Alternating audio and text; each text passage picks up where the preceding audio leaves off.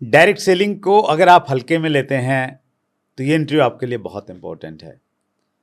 आपने कभी सपना देखा है कि आपकी अगली जनरेशन जब डायरेक्ट सेलिंग में आएगी तो उनको कैसा लगेगा? और अगर आप चाहते हैं कि आपकी अगली जनरेशन डायरेक्ट सेलिंग में आए तो ये इंटरव्यू लास्ट तक जरूर देखिएगा। इन सभी प्रश्नों के उत्तर आपको मिल जाएंगे।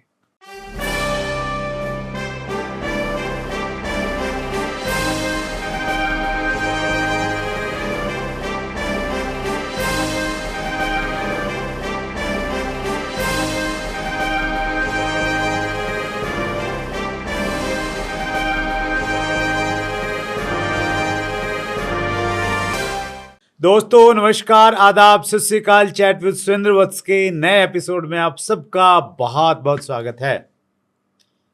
डायरेक्ट सेलिंग को लोग बोलते हैं कि ये सीरियस बिजनेस नहीं है। कुछ लोगों को डाउट रहता है कि इसको करियर के रूप में किया जाए या नहीं किया जाए।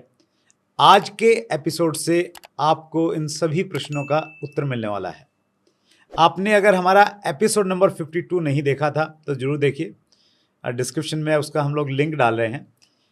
एपिसोड 52 का टाइटल था बड़ा नेटवर्क कैसे बनाएं और हमारे मेहमान थे श्रीमान भागचंद छाबड़ा जी। और आज उन्हीं के सुपुत्र यानी डायरेक्ट सेलिंग की सेकंड जनरेशन हमारे मेहमान हैं। आइए हम सब लोग मिलकर बहुत उत्साह के साथ में स्वागत करें। भीलवाड़ा राजस्थान से हमारे बीच में हैं अभिषेक छाबड़ा जी। अभिषेक सर, बहुत बहुत स्वागत है chat with Surendra Vats. Thank you sir, बहुत बहुत धन्यवाद आपका कि डायरेक्ट सेलिंग का एकमात्र प्लेटफॉर्म जहां सारी कंपनीज जो हैं एक प्लेटफॉर्म पर आकर के और अपनी बात रखती हैं, अपना विज़न रखती हैं। सभी बड़े बड़े लीडर्स यहाँ आते हैं और मैं सौभाग्यशाली समझता हूँ कि मुझे आज यहाँ आने का मौका मिला है। तो बहुत बहुत धन्यवाद। Thank you sir. BC sir ने न केवल मात्र मेरी ज़िंदगी पे प्रभाव डाला, अभी तो देश भर में ऐसे लाखों लोग हैं जिनको उन्होंने बड़ी नज़दीक से छुआ है। और आपने तो उनके सानिध्य में रह के बचपन से आपने उनको देखा है, लेकिन एक गुरु के रूप में देखना और एक पिता के रूप में देखना, दोनों में बड़ा अंतर रहता है। तो बहुत सारी बातें करेंगे हम, लेकिन शुरुआत करते हैं सर आपकी लाइफ जर्नी से। जी, मेरी स्कूलिंग जो है वो जन्म केकड़ी में हुआ। राजस्थान का एक छोटा सा शहर है। फिर वहाँ से मैं हॉस्टल में गया पढ़ाई करने के लिए। वहाँ तक स्कूलिंग मैंने हॉस्टल से की और फिर मैंने अपनी ग्रेजुएशन जो है वो भीलवाड़ा राजस्थान से ही की, क्योंकि पर्पज़ ये था कि आगे मुझे जो है अपने पिता का जो बिज़नेस है वही मुझे संभालना था। कपड़े के व्यवसाय में मेरे परिवार पहले से था और वही मुझे संभालना था। तो कॉलेज के साथ साथ मैं उस व्यापार को देखने लगा और फिर मैं बस कपड़े के बिज़नेस में आ गया। और कुछ 2 साल पहले मैंने इस डायरेक्ट सेलिंग इंडस्ट्री में कदम रखा है। That's great. एक व्यूअर ने प्रश्न पूछा है और उसी से हम शुरुआत करते हैं जी। जयदीप गुजरात से हैं। ये लिखते हैं कि पूरी दुनिया को समझाने वाले आपके पिताजी श्रीमान भागचंद छाबड़ा सर जी आपको इस डायरेक्ट सेलिंग बिजनेस को क्यों नहीं समझा पाए? तो आपने बहुत देर से शुरुआत की, वजह क्या रही और फिर वो कौन सी वजह रही? पहले तो ये कि आप शुरू नहीं कर पाए, और वो कौन सी वजह रही जिसकी वजह से आपको सोचा कि नहीं अब मुझे इसमें एक्टिवली पार्टिसिपेट करना चाहिए? जी, बड़ा अच्छा सवाल है। सभी लोगों की ये जिज्ञासा रहती है कि जहां मेरे पिता 24 वर्षों से सफलतम कार्य कर रहे हैं इस इंडस्ट्री में, मैंने क्यों उन्हें इतनी देरी से ज्वाइन किया और क्यों मुझे इतने वर्षों तक ये समझ नहीं आया। तो सर, एक हमने कहानी सुनी है, मंकी ट्रैप एक होता है कि बंदर को पकड़ने के लिए कुछ एक केज में मूंगफली के कुछ दाने से रख दिए जाते हैं और वो उन्हें पकड़ कर के मुट्ठी अपनी बंद कर लेता है और फिर वो हाथ जब वापस बाहर निकालने की प्रयास करता है तो हाथ बाहर निकलता नहीं है, क्योंकि वो उन दानों को छोड़ता नहीं है। और ऐसा ही कुछ हाल मेरा भी था। मैं इससे पहले समझा करता था कि पैसा कमाना ही एक उद्देश्य होता है जो कि मैं कमा रहा हूँ। तो मैं डायरेक्ट सेलिंग करूँ, चाहे मैं अपने कपड़े का व्यवसाय करूँ, चाहे कोई भी व्यवसाय करें, तो फिर क्या आवश्यकता है मुझे डायरेक्ट सेलिंग करने की, क्योंकि मेरा बहुत अच्छा व्यापार था, मैं ठीक ठाक पैसा कमा रहा था। अब बात आती है कि क्यों मैंने फिर इसकी शुरुआत की, क्या मुझे इसकी ज़रूरत हुई। तो मैं ये सभी भारतवासियों को बताना चाहता हूँ कि डायरेक्ट सेलिंग इंडस्ट्री सिर्फ पैसा कमाने के लिए नहीं किया जाना चाहिए। ये कुछ उससे भी आगे की जो चीज़ें हैं जो हमें लाइफ में देता है, जिसे मैं कहूँ कि फैमिली सिक्योरिटी या टाइम फ्रीडम, तो ये जो दो मुख्य चीज़ें हैं जो डायरेक्ट सेलिंग हमें देता है। पैसा तो हम दुनिया के किसी भी व्यापार से कमा सकते हैं, पर ये चीज़ें आज मेरी इंडस्ट्री, जो कोई भी दूसरी इंडस्ट्री है, वो मेरी फैमिली को वो सिक्योरिटी नहीं दे सकती जो डायरेक्ट सेलिंग इंडस्ट्री दे सकती है, या मुझे वो टाइम फ्रीडम उस इंडस्ट्री से कभी भी नहीं मिल सकती जो मुझे डायरेक्ट सेलिंग इंडस्ट्री में आकर के मैं अचीव कर सकता हूँ। तो उन दोनों उद्देश्यों के लिए मैंने इस डायरेक्ट सेलिंग को ज्वाइन करने की शुरुआत की। और इंसिडेंस ये रहा कि कोविड आया था, तो पूरी दुनिया में लॉकडाउन था, तो घर बैठे चिंता हुई अपनी कि यार क्या होगा, कब चलेगा व्यापार, कैसे काम गुजारा होगा। फिर अपने साथ का जो काम कर रहे थे उन लोगों की भी मुझे चिंता हुई, तो उनके बारे में सोचना शुरू किया। फिर पूरी दुनिया के बारे में मैं सोच रहा था कि यार सभी बंद हैं, सभी तकलीफ़ में हैं, तो कैसे होगा। पर उस दौरान मैंने देखा कि डायरेक्ट सेलिंग इंडस्ट्री से लोगों को इनकम उस दौरान भी आ रही थी जब पूरी दुनिया बंद थी। तब पहली बार दिमाग में ये सवाल आया कि यार इस बिज़नेस में कुछ तो ऐसी पावर है जो ट्रेडिशनल बिज़नेस से हट करके है, तभी तो ऐसा हो पा रहा है। और तब मैंने पहली बार इसे समझने का प्रयास किया, नहीं तो उससे पहले मैंने इसे कभी समझने की भी कोशिश नहीं की, क्योंकि मुझे लगता था ये मात्र पैसा कमाने का जरिया है जो मैं कमा रहा हूँ। That's great. अभिषेक सर, आपके पिताजी ने, बीसी सर ने तो सोचा ही होगा कि आप एक्टिवली डायरेक्ट सेलिंग इंडस्ट्री का पार्ट बने। उन्होंने क्या कुछ प्रयास किए कभी? और अब जब आप इन्वॉल्व हो गए हैं पूरी तरह से, तो अब उनको कैसा लग रहा है? जी, मैं इस मामले में बड़ी तारीफ़ करूँगा अपने पिता की भी, और इनफैक्ट हर डायरेक्ट सेलर की, कि फॉलोअप करना और एक व्यक्ति के 22 साल तक ना कहते हुए भी उन्हें रेगुलर फॉलोअप करना और बड़े पोलाइट वे में फॉलोअप करना। कोई प्रेशर उनकी तरफ से कभी नहीं था, पर वो हमेशा मुझे कहा करते थे कि आप टच में रहिए और इसे समझिए, इसमें कुछ बहुत बड़ा है। पर कहीं न कहीं कहते हैं ना कि मैंने अपने दिमाग के वो शटर ही बंद किए हुए थे कि नहीं, मैं पैसा कमा रहा हूँ और मैं अपनी दुनिया में ठीक हूँ, तो मैंने कभी वो प्रयास ही नहीं किया। पर हाँ, जब मेरे अंदर से ये जगा कि मुझे ये समझना चाहिए, तब मैंने जब समझा इसे, तो मुझे लगा कि यार बड़ी गलती मुझसे हुई है। जो 22 साल देरी से आने का मुझे आज पछतावा है। आज मैं इस बिज़नेस में सेकंड जनरेशन के तौर पे हूँ। शायद सही समय पे मैंने शुरुआत कर दी होती तो मैं इस टॉप अचीवर्स की लिस्ट में मेरा नाम होता। तो पर देरी से आया हूँ। पर जिस हर साथी से मैं ये कहूँगा कि एक एटीट्यूड आपके भीतर हमेशा होना चाहिए, जिस भी इंडस्ट्री में आप काम करें, कि घबराहट बिल्कुल भी नहीं होनी चाहिए मन में, और एक उद्देश्य बड़ा होना चाहिए आपका। जब टारगेट बड़ा होता है तो आप बड़े लक्ष्य हासिल करते हैं। मेरे साथ बहुत बड़ा चैलेंज था कि पिता का इतना बड़ा नाम है और इतनी उनके पास नॉलेज है, उसके बाद लोग मुझे क्यों एक्सेप्ट करेंगे। तो वो घबराहट तो दिल में थी, पर उस घबराहट को मैंने कभी अपने ऊपर हावी नहीं होने दिया। और मैंने कभी किसी को कॉपी करने का भी प्रयास नहीं किया, क्योंकि मुझे लगता था कि उसमें कहीं ना कहीं मुझसे मिस्टेक हो सकती है। जो मुझे अपने दिल से समझ आया और पूरे कॉन्फिडेंस के साथ मैं इसे करता गया। और आज 2 साल का समय, अल्प समय में आपने मुझे आज इस चैनल पे इनवाइट किया है। मैं समझता हूँ कि मेरे लिए यही सबसे बड़ा अचीवमेंट है मेरा। अभिषेक सर, 22 साल तक बीसी सर ने आपको फॉलोअप किया, और इतने फॉलोअप के बाद में अगर प्रोस्पेक्ट मान जाता है तो कैसी खुशी होती है? जी, चूँकि पिता हैं तो उतना दर्शाते तो नहीं हैं, पर हाँ, मैं जहाँ तक समझता हूँ उन्होंने हर प्रयास किए थे। मेरे हर मित्र को उन्होंने कहा, हर रिलेटिव्स को, या जो भी व्यक्ति जो मेरे कंधे पर हाथ रख सकता था, उन्होंने हर उस व्यक्ति को ये समझाने का प्रयास किया कि यार इसे कहो कि ये मेरे साथ कुछ करे। और अब जब मैं कर रहा हूँ तो निश्चित तौर पर बहुत खुश हैं। और मैं देख पा रहा हूँ, वो मुझे बताते तो नहीं है, पर मैं देख पा रहा हूँ कि वो अपनी उम्र से एक बार, कहते हैं ना कि फिर से जवानी जैसे उनमें लौट आई हो, एक जोश लौट आया हो कि हाँ, अब मैं भी उनके साथ हूँ। अभिषेक सर, बहुत सारे पेरेंट्स हैं जो डायरेक्ट सेलिंग में हैं और 10-15 सालों से में भी काम कर रहे हैं। वो भी कहीं ना कहीं चाहते हैं कि उनके बच्चे इसी नेटवर्क को, इस इंडस्ट्री को आगे लेके जाएं।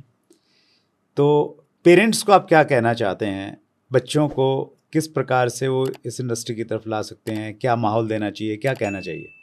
पेरेंट को सबसे पहले जो एक आम ज़रूरत भी है कि अपने बच्चों से मित्रवत व्यवहार करें और दोस्ती के नाते उन्हें ये समझाएं कि वो अपनी जीवन से चाहते क्या हैं, what they want to achieve.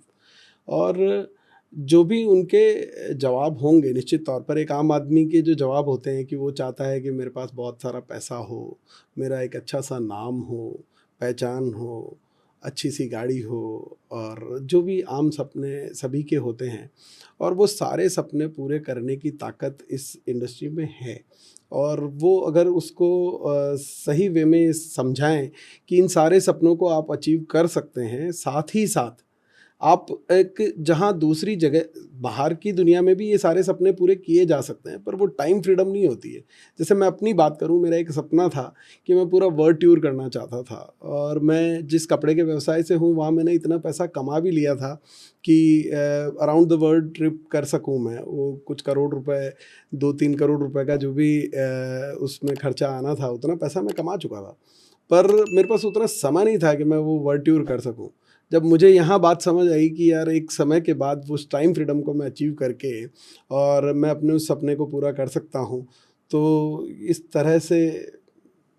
Right. जी, तो बच्चों से पूछें प्यार से, बच्चे उसकी तरह, एक दोस्त की तरह, क्या उनको ज़िंदगी में चाहिए, और जो उनको चाहिए वो दिखाएं कि वो डायरेक्ट सेलिंग के थ्रू उनको मिल सकता है। डायरेक्ट सेलिंग के थ्रू उन्हें मिल भी सकता है, और उसके साथ साथ वो सिक्योरिटी और टाइम फ्रीडम, जो दोनों चीज़ों को, जो सपनों, क्योंकि आम दुनिया में मैंने देखा है हर आदमी सवेरे 10 से लेकर 8 बजे तक की एक भाग दौड़ में डूबा रहता है अपने सपनों को अचीव करने के लिए, पर उस भाग दौड़ में वो भूल जाता है कि वो सपने उसे कभी जीने भी हैं, और उन सपनों को जीने के लिए वो समय नहीं निकाल पाता है। आज जो इंडस्ट्री है, उस इंडस्ट्री को छोड़ करके और वो अपने सपनों को पूरा करने के लिए वो समय नहीं निकाल पाता, आध्यात्म के लिए समय नहीं निकाल पाता, हेल्थ के लिए समय नहीं निकाल पाता।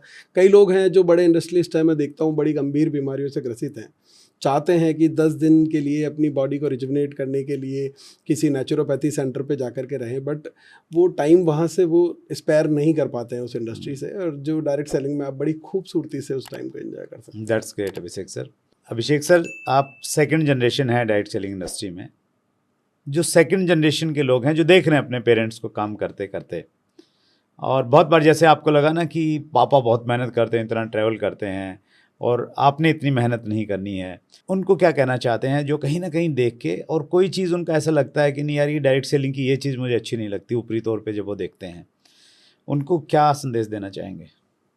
मैं उन सभी युवाओं से यही संदेश देना चाहता हूँ कि ये जितने भी बैरियर्स होते हैं ना, ये मेंटल बैरियर्स हैं हमारे।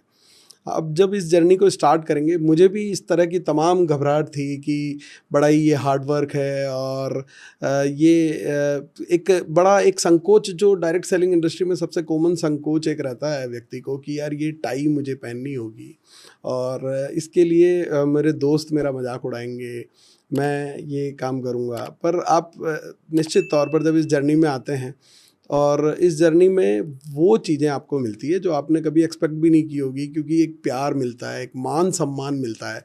जो मैं बड़ा इंडस्ट्री से, मैं जहाँ करोड़ों का व्यापार भी मैं जिन लोगों से कर रहा था, वहाँ भी एक मुझे चाय का कप ही ऑफ़र किया जाता था, पर जब इस इंडस्ट्री में मैं कहीं जाता हूँ तो फूल मालाओं से सम्मान किया जाता है, और लाखों लोग आपके लिए तालियां बजा रहे होते हैं। तो वो बड़ा आपको जर्नी, बस एक मेंटल बैरियर को तोड़ना है। आप इस जर्नी में आएंगे, फिर ये आपको इतना अच्छा लगने लगेगा कि शायद आपने जीवन में जो चीज़ें सोची भी नहीं है, जो आपने एक्सपेक्ट भी नहीं की है, उससे भी ज़्यादा आपको यहाँ प्राप्त होगा, ये मेरा वादा है। और मैं चूँकि इसको एंजॉय कर रहा हूँ पिछले 2 साल से इस जर्नी में, तो मैं कहूँगा कि आप कभी भी डिसअपॉइंट नहीं होंगे। हर युवा साथी को अपने पिता को ज्वाइन करना ही चाहिए। That's great.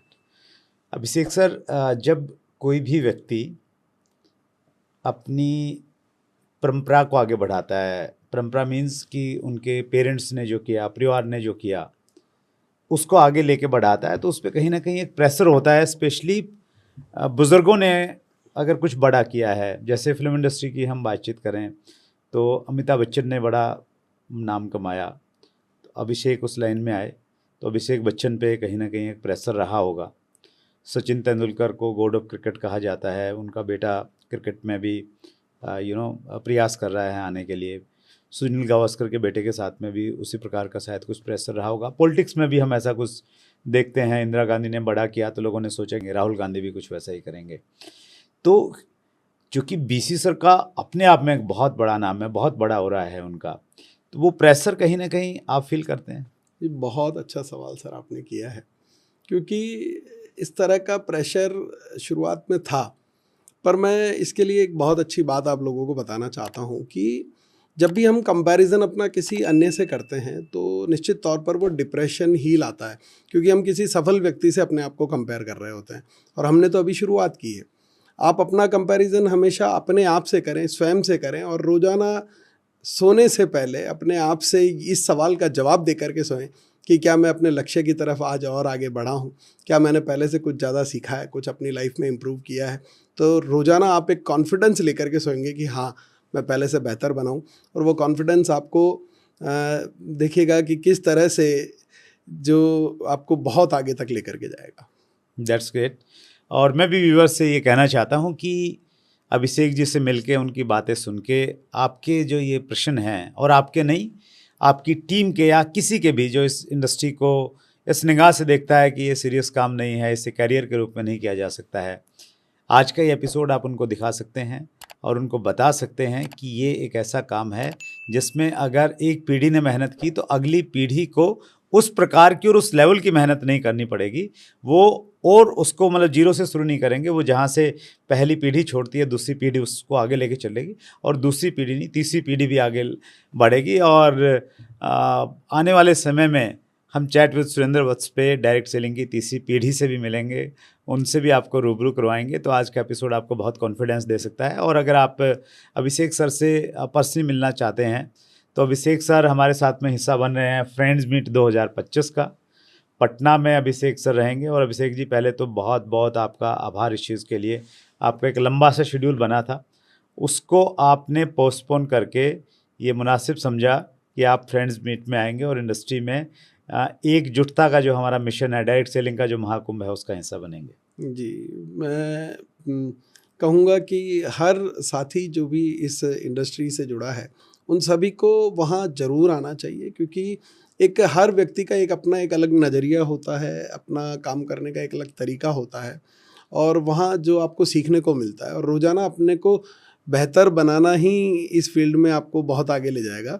और वहाँ आकर के आप अपने आप को सर्वश्रेष्ठ बना सकते हैं, क्योंकि इतने लोगों से आपको सीखने का मौका मिलेगा। महाकुंभ, वो समागम जो होने वाला है, और मैं आपको थैंक यू भी करता हूँ कि इतना शानदार मंच आपने उपलब्ध कराया है, जो कहते हैं डायरेक्ट सेलिंग की एक एकता का मंच है। और आप अलग और भी कई प्रयास आप करते रहते हैं इस डायरेक्ट सेलिंग इंडस्ट्री को ऊपर उठाने के लिए, और ये आपका ये योगदान ये इंडस्ट्री हमेशा याद रखेगी।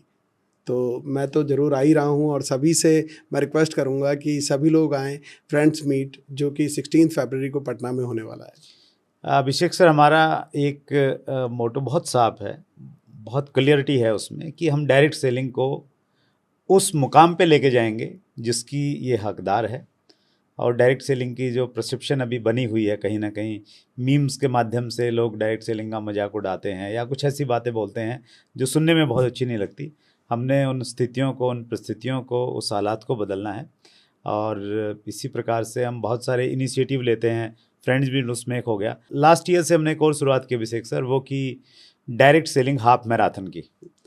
तो पिछली बार हमने डायरेक्ट सेलिंग फन रन किया था, इस बार हम लोग 7 सितंबर 2025 को डायरेक्ट सेलिंग हाफ मैराथन हम लोग दिल्ली में आयोजित कर रहे हैं जी। और वो भी उस चीज़ से इंस्पायर होकर हमने स्टार्ट किया था कि 9 सितंबर को हमारी डायरेक्ट सेलिंग की गाइडलाइंस आई थी 2016 में, तो उस चीज़ को याद रखते हुए हमने सितंबर को इसको चुना। और उसके पीछे भी यही एक मकसद है, आम पब्लिक में डायरेक्ट सेलिंग का नाम जाए कहीं ना कहीं। उसमें हम किसी बड़ी पर्सनैलिटी को बुलाते हैं। पिछली बार परवीन खंडेलवाल जी हमारे मेहमान थे उस प्रोग्राम के, जो मेंबर ऑफ पार्लियामेंट हैं दिल्ली से। और एक सीनियर आईपीएस आए थे, मिस्टर वालशन जी। तो उन्होंने कैंसर को फाइट किया और कैंसर को फाइट करके बाहर आके वो दोबारा से सेवा में लगे हुए हैं।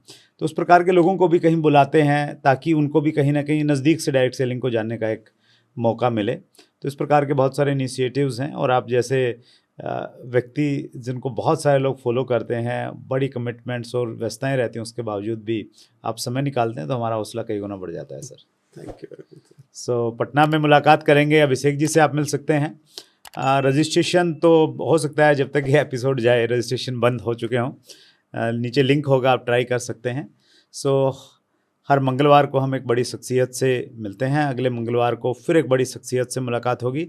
अपना ख्याल रखिएगा, बहुत बहुत धन्यवाद।